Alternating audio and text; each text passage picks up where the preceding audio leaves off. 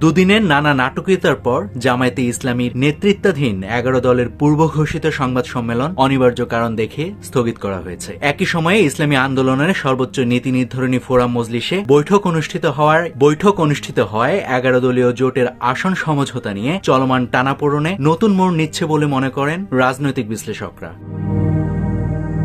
ত্রয়োদশ জাতীয় সংসদ নির্বাচনকে সামনে রেখে 11 দলের মধ্যে আসন সমঝোতা নিয়ে যে অচলাবস্থা তৈরি হয়েছিল তা কাটতে শুরু করেছে কিনা সংবাদ সম্মেলন স্থগিতের পর রাজনৈতিক অঙ্গনে সে আলোচনা জোরালো হয়েছে।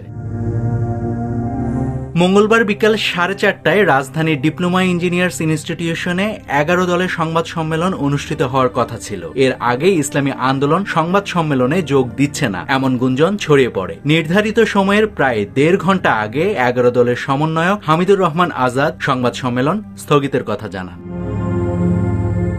বুধবার দুপুরে এ বিষয়ে জানতে চাইলে হামিদুর রহমান আজাদ বলেন, সংবাদ সম্মেলন স্থগিতের বিষয়টি গণমাধ্যমকে জানানো হয়েছে। আপাতত এর বাইরে আর কিছু জানাতে চান না তিনি। ইসলামী আন্দোলনের অবস্থান সম্পর্কে জানতে চাওয়া হলেও তিনি মন্তব্য করতে রাজি হননি। হামিদুর রহমান আজাদের সংরক্ষিত এক বিজ্ঞপ্তিতে জানানো হয়, অনিবার্য কারণে নির্ধারিত সময়ে সংবাদ সম্মেলন আয়োজন করা সম্ভব হয়নি। নতুন সময়সূচি পরবর্তীতে জানানো হবে। এদিকে জাগপা সভাপতি রাশেদ প্রধান সামাজিক যোগাযোগ মাধ্যম ফেসবুকে দেওয়া এক স্ট্যাটাসে সংবাদ সম্মেলন স্থগিতের বিষয়টি নিশ্চিত করেন। তিনি জানান, 14 তারিখ ঘোষিত 11 দলের সংবাদ সম্মেলন অনিবার্য কারণবশত স্থগিত করা হয়েছে এবং পরবর্তী তারিখ যথাসময়ে জানানো হবে। এর আগে জামায়াতে ইসলামীর পক্ষ থেকে জানানো হয়েছিল, আসন্ন জাতীয় সংসদ নির্বাচন উপলক্ষে জামায়াত সহ 11 দলের আসন সমঝোতার বিষয়ে চূড়ান্ত ঘোষণা দেওয়ার লক্ষ্যে এই সংবাদ সম্মেলনের আয়োজন করা হয়েছে। এতে জোটের শীর্ষ নেতাদের উপস্থিত থাকার কথা ছিল।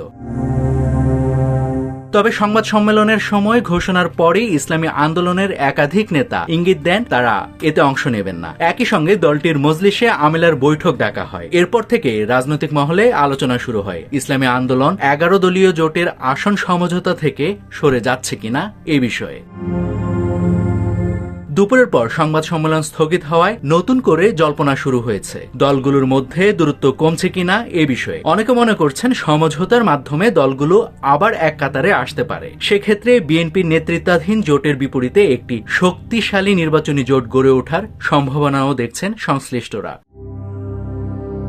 তবে এই বিষয়ে জামায়াতে ইসলামী কিংবা ইসলামী আন্দোলনের শীর্ষ নেতারা প্রকাশ্যে কোনো মন্তব্য করছেন না। ইসলামী আন্দোলনের মহাসচিব অধ্যক্ষ ইউনুস আহমদ এবং যুগ্ম মহাসচিব শেখ ফজলে বারী মাসুদের সঙ্গে যোগাযোগের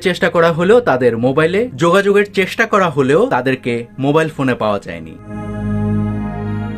নাভিদ হাসান, সোনালী নিউজ।